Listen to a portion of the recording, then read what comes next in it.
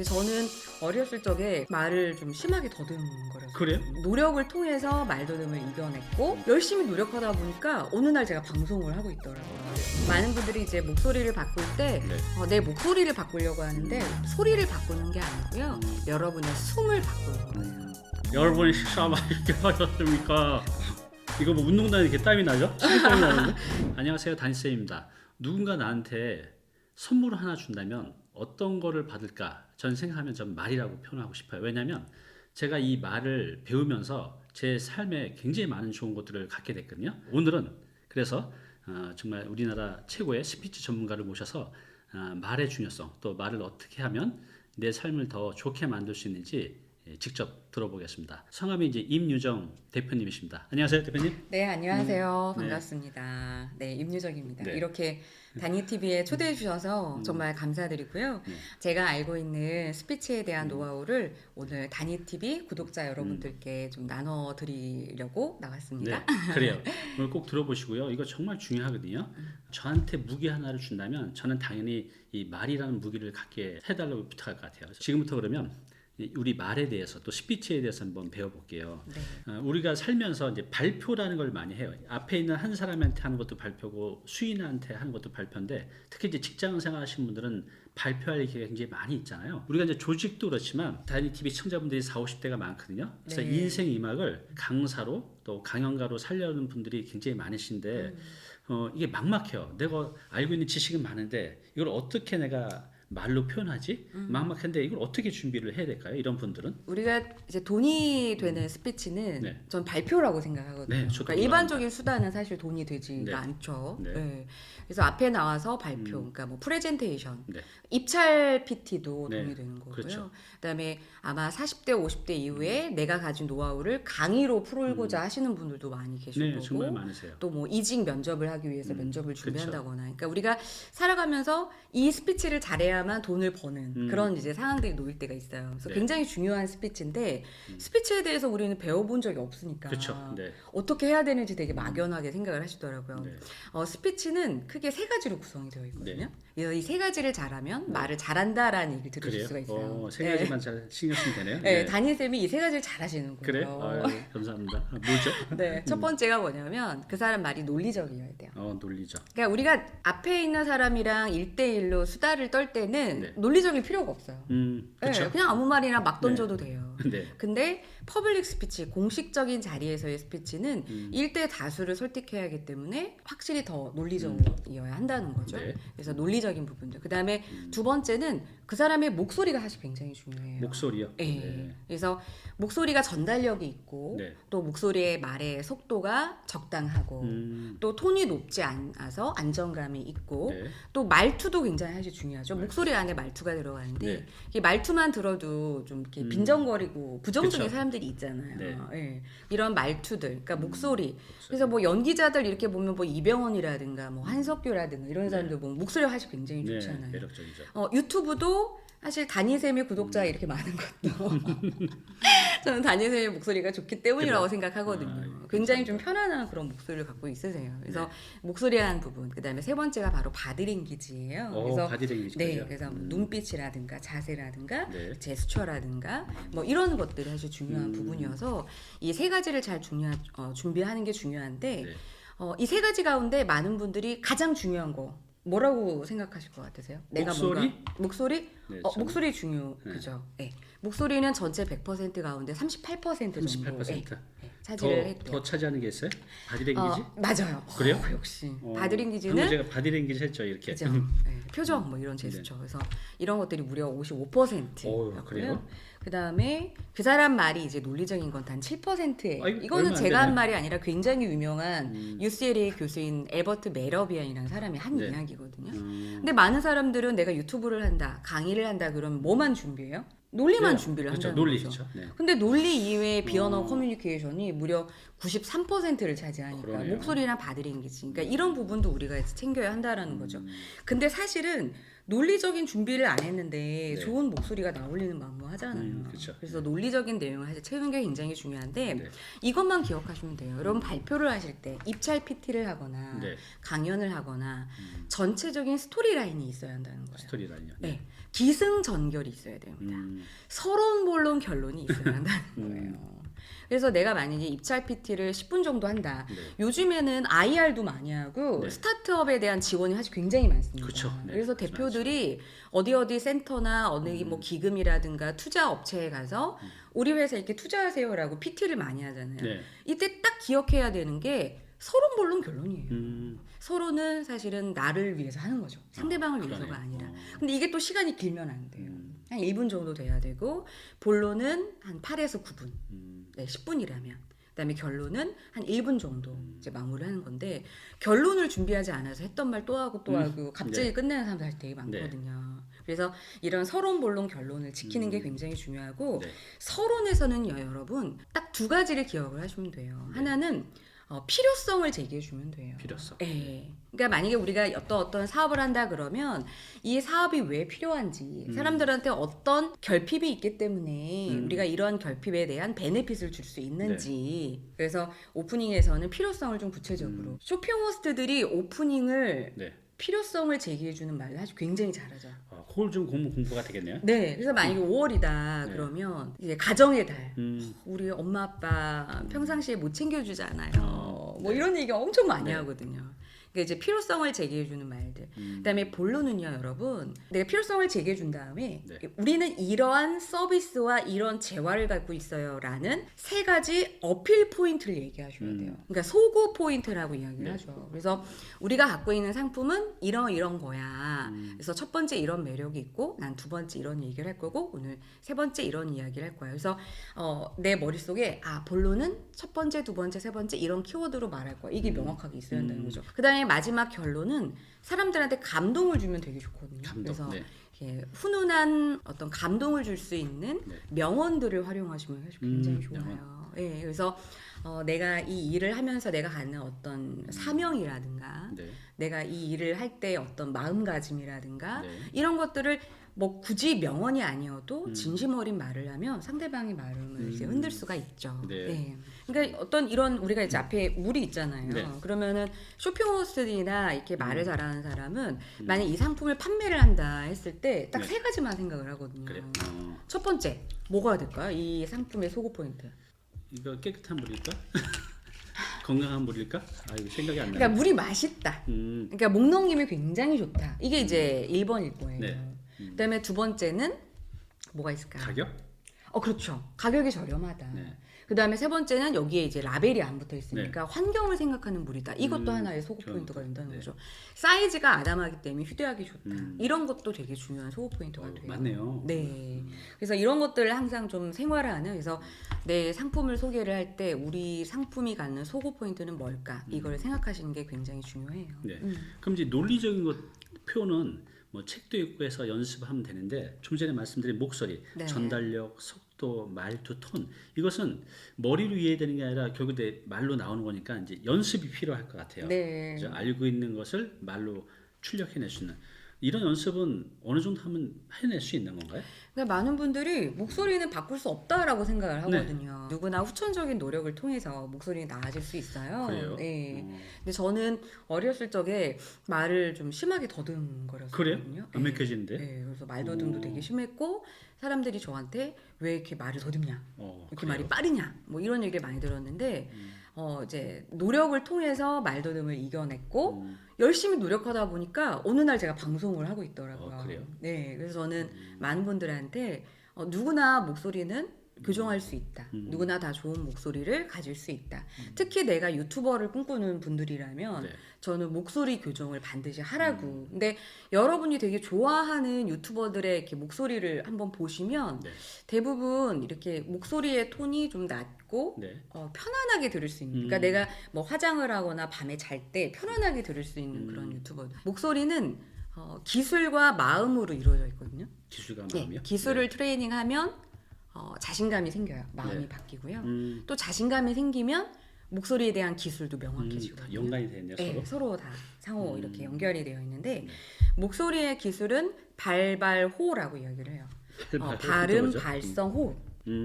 그래서 발음이 정확하고 발성, 소리의 어떤 응집력 이런 것들이 이제 좋으면 되게 전달. 왜냐면 어차피 소리는 음파로 가는 거니까 네. 이제 음파가 잘 상대방의 귀에 쏙쏙 들어가면 이제 잘 들린다라고 하는 거죠. 그래서 사람들, 그러니까 발음, 발성, 호흡, 그러니까 호흡이 나가면서 사실은 그게 이제 발성이 되는 거예요. 무슨 얘기냐면 사실 우리가 호흡은 들이마시고 내쉬는 들숨 날숨이거든요. 네. 근데 이게 들숨이 들어가면 폐에 남겨요. 네.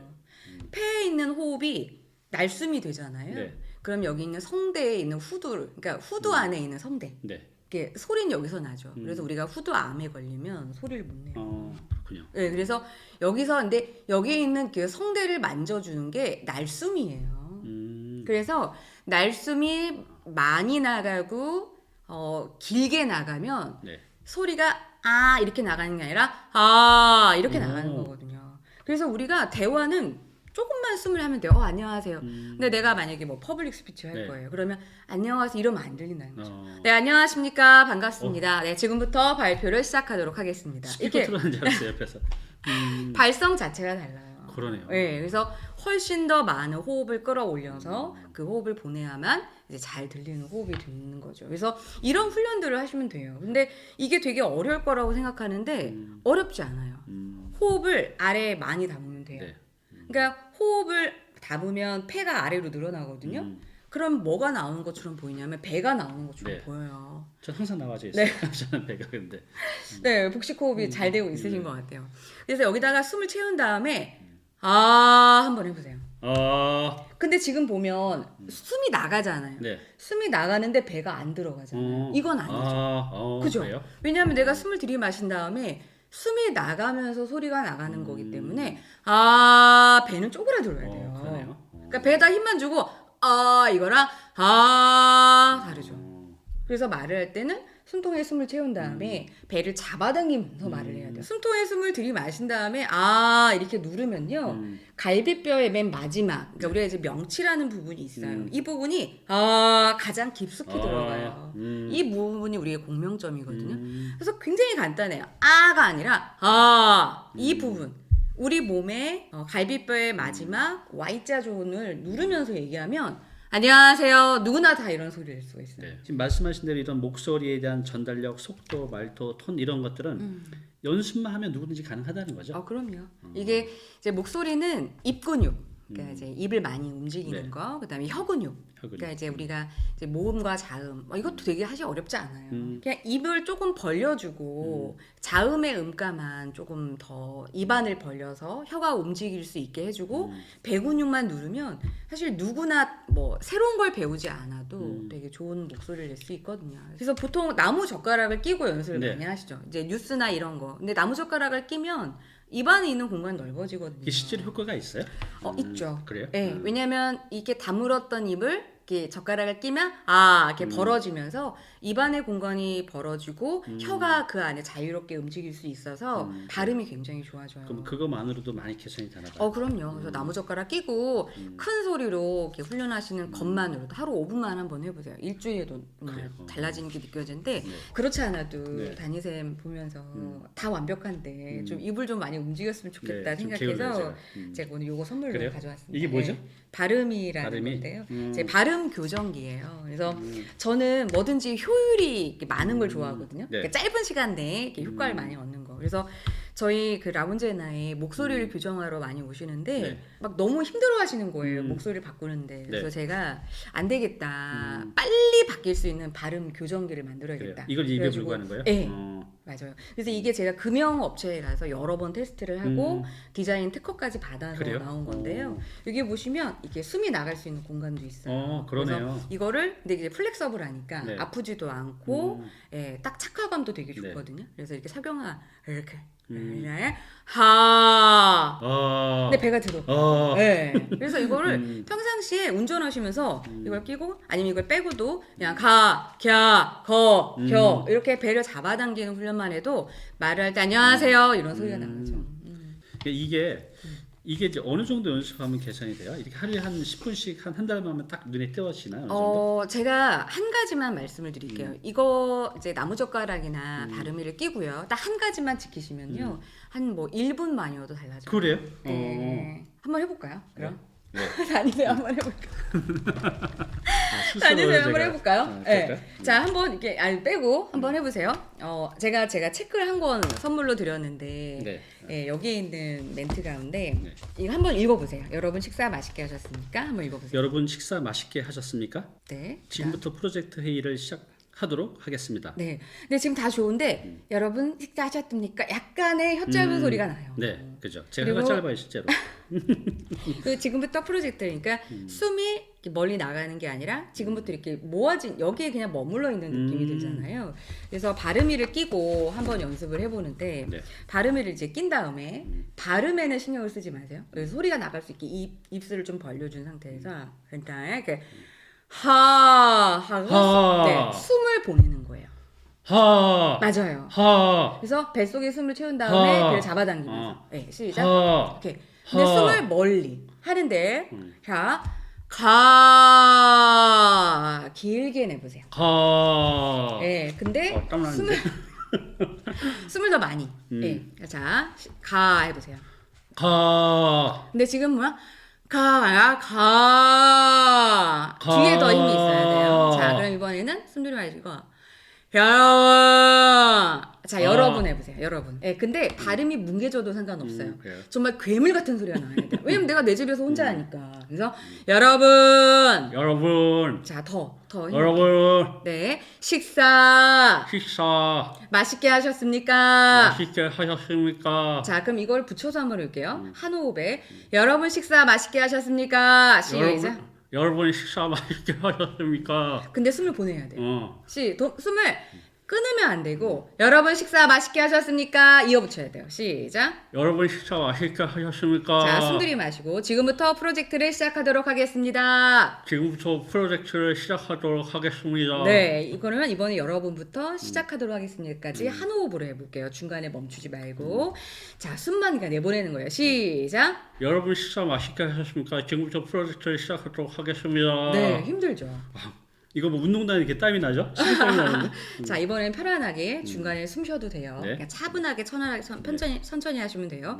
여러분 식사 맛있게 하셨습니까? 자, 시작. 여러분 식사 맛있게 하셨습니까? 지금부터 프로젝트를 시작하도록 하겠습니다. 지금부터 프로젝트를 시작하도록 하겠습니다. 어때요? 조금 이 발음이 아까 제가 안에서 이렇게 웅골거린다 그랬는데 좀 개선이 된 것 같아요. 제 스스로 편안한데요. 제가 알잖아요, 목소리 알죠. 발음을. 네.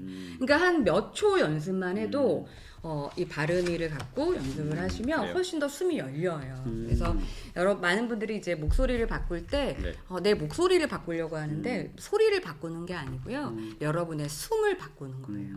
그 이제 우리 40, 50대 분들이 요즘 이렇게 직장이 한 곳에 오래 있는 게 아니라 이직 전직을 굉장히 많이 하거든요. 맞아요. 근데 이제 서류 전형도 중요하지만 그때 면접이라는 거 꼭 관문이 있잖아요. 네. 면접에 통과할 수 있는 팁이 있을까요?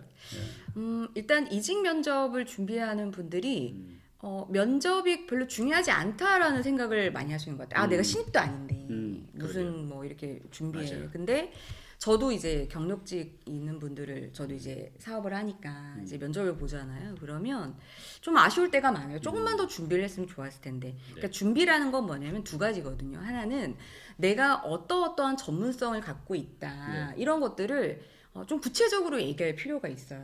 그러니까 내가 예전에 어떤 프로젝트를 했었다. 네. 근데 그냥 대부분은 나 이런 업무를 했었어요. 그게 끝이거든요. 네. 근데 이제 면접관들은 그 프로젝트가 어떤 거였고 그걸 통해서 어떻게 매출이 어떻게 좋아졌고 어떤 성과가 있었는지를 구체적으로 듣고 싶어 해요.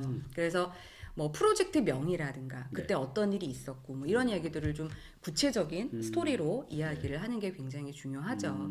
그리고 두 번째는 회사에 대한 스토리를 좀 알아야 돼요.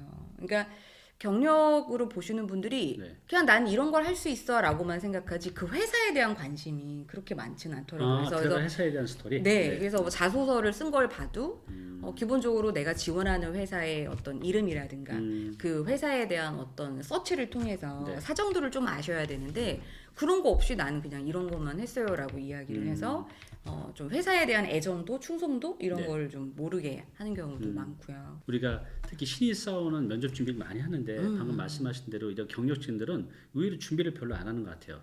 그 한 번의 기회인데 직장인들은 직장 다니면서 꼭 접하는 게 있어요. 발표 내지 이제 PPT도 하고 또 상사한테 발표를 할 때도 있는데 너무 이제 어려워하죠. 저도 이거에 대한 아직 회사 다닐 때 극심한 공포를 가졌는데 이게 보고나 발표를 잘하면 직장 내에서 많은 좋은 기회가 오는데 이거 어떻게 극복해야 될까요? 어떻게 잘할 수 있을까요? 보고 같은 경우에는 사실은 우리가 말도 중요하지만 사실 행동이 더 중요하거든요. 행동, 네, 예. 그렇죠. 그리고 그러니까 보고도 사실은 그런 것 같아요. 그러니까 보고를 듣는 사람의 입장은 정확하게 어떤 일이 벌어졌는지 이 팩트에 대해서 되게 관심을 많이 갖죠. 네. 그래서 우리가 보고에 있어서는 서울대가 아니라 현원대가 최고라거든요. 그게 무슨 말이죠? 현황, 원인, 대책. 어, 그러니까 내가 어떤 일이 있을 때 이런 아. 현황이다. 이게 어떤 원인이 있었고 그다음에 대책을 가져오는 직원은 너무 좋죠. 그러겠네요. 예쁘죠. 현황만 가져와서 대표 보고 알아서 해. 이렇게 하는 사람 되게 많잖아요. 네. 근데 자기가 이제 대책까지 생각을 해온 거죠. 그러면 너무 예쁘죠.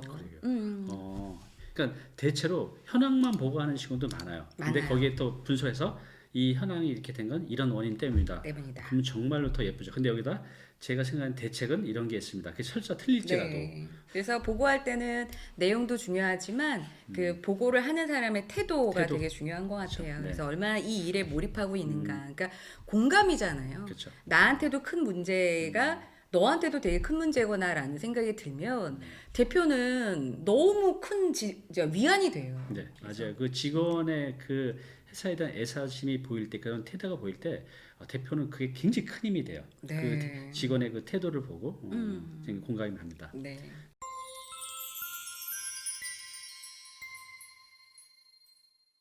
네, 오늘 정보 도움이 좀 되셨나요? 앞으로 이런 정보 계속 받아보실 분은요, 여기 구독 부탁드리고요. 그 다음에 오른쪽은 제가 추천하는 영상입니다. 꼭 한번 보시기 바랍니다.